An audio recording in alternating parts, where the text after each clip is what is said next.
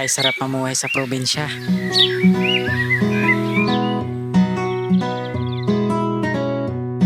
Sa araw na to, pupunta kami sa tabing dagat. Kasama namin ang may mga kapitbahay na sina Tita at Ibilin at lalo na ang mga bata.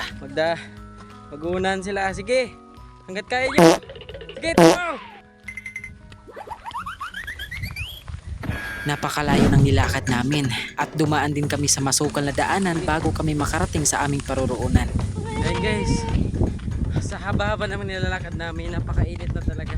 Sa sobrang haba ng nilakad namin, naramdaman na namin ang uhaw at lalo na ang init ng araw. Ay, yung kasama ko na ano na eh. Hindi na. Ay hindi ko nga maintindihan kung ano nga ba ang kinakanta ng kasama ko dito. Dito na kami sa may highway guys. At nung nandito na nga kami sa may kalsada, nakikita na namin ang mga kasamahan namin na nagpapahinga. Say hi guys. Kita mo naming isa dito, hindi talaga mauuhaw yan kasi may katabi na isang galon na tubig.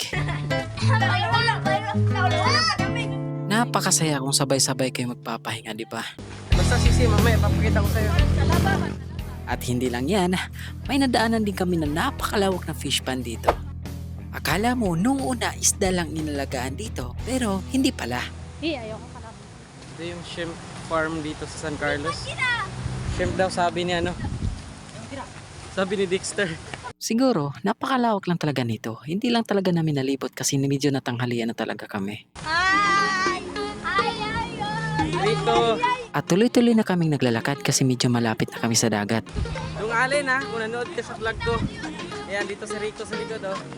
At sweet na sweet sila sinaming. Agoy! Kaya medyo napapansin ko na, kanina pa to naghaharutan tong dalawang to. Tapos naiinggit din tong isa. Nakakapagod maglalakad pero pagdating dito parang nawawala yung pagod mo. Papili ako ng ano, te. Ito, chubby. Magkano chubby? May nadaanan kami na tindahan dito at bumili na muna kami kasi ramdam na talaga namin yung gutom.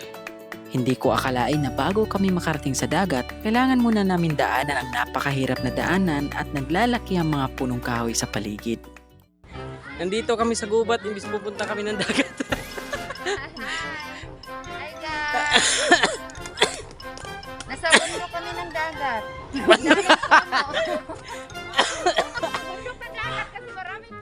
O tita, sa presinto ka muna magpaliwanag ha.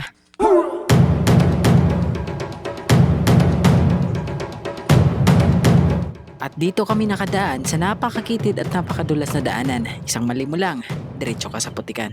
At pagdating na muna namin, napagdesisyonan muna namin, nakakain na muna kami bago kami manghuli ng isda. Spicy? Guys, sobrang hang. Spicy pa.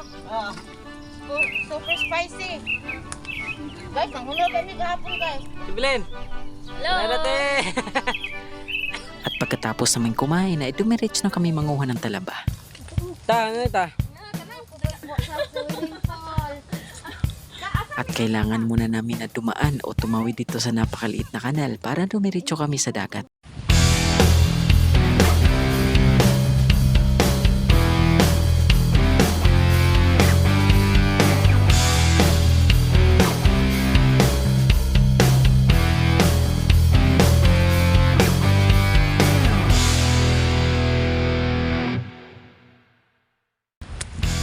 Ganito, maganda.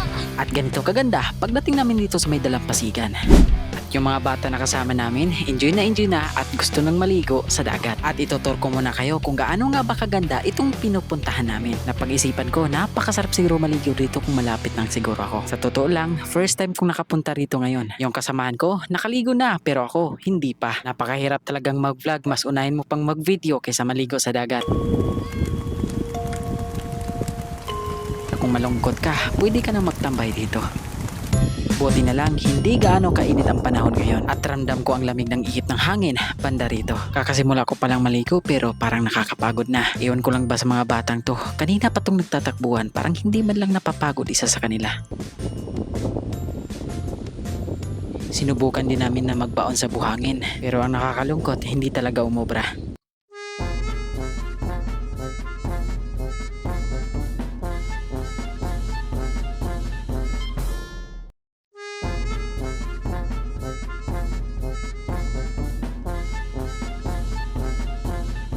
ayun, nakikita mo naman yung resulta, di ba? Hindi nga talaga kinaya. At pagkatapos naming naligo ay naglalakad-lakad na muna kami bago kami umuwi. Hey guys, pauwi na kami. Galing naliligo.